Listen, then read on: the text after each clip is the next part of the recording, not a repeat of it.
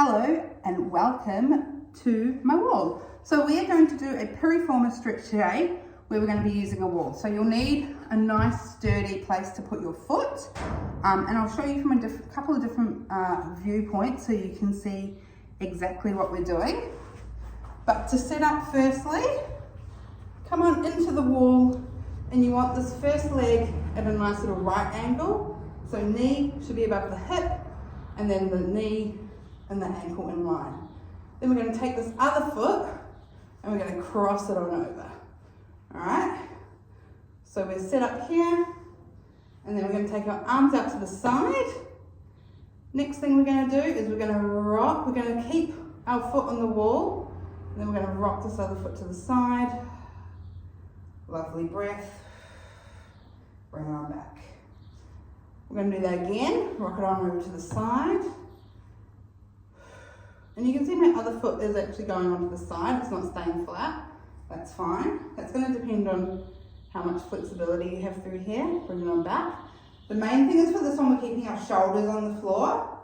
We're going to do that one more time, but that opposite hip is able to come off just when we're starting it. This is kind of like your entry into it.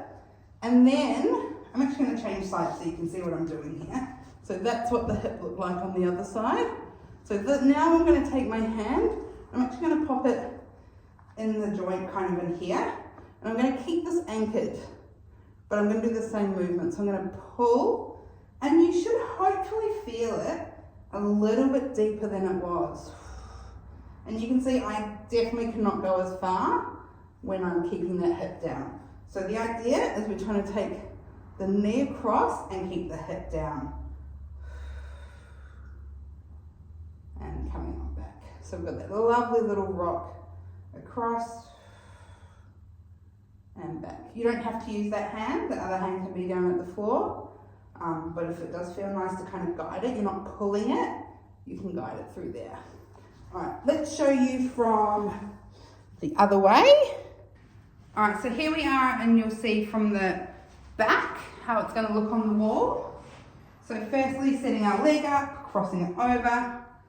Our first variation, just to warm up, a few of these. So arms out, you'll see my shoulders stay on the floor, but my hip is able to come up. The next one, I take my hand, same hand, that leg is crossed over, pop it on my hip. So now this hip is going to stay down. I can either guide this other leg with that, or I can keep that arm down as I work for that lovely little lengthening and stretch through the piriformis.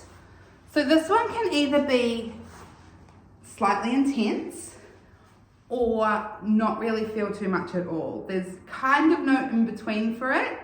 And as long as you're not feeling pain or soreness anywhere else, namely either the hip flexors or the lower back, it's fine to continue to do even if you're not feeling a stretch, or if you are, because it's a really nice way to mobilize and learn how to get that movement before we create some extra different movements through and stretches through that range.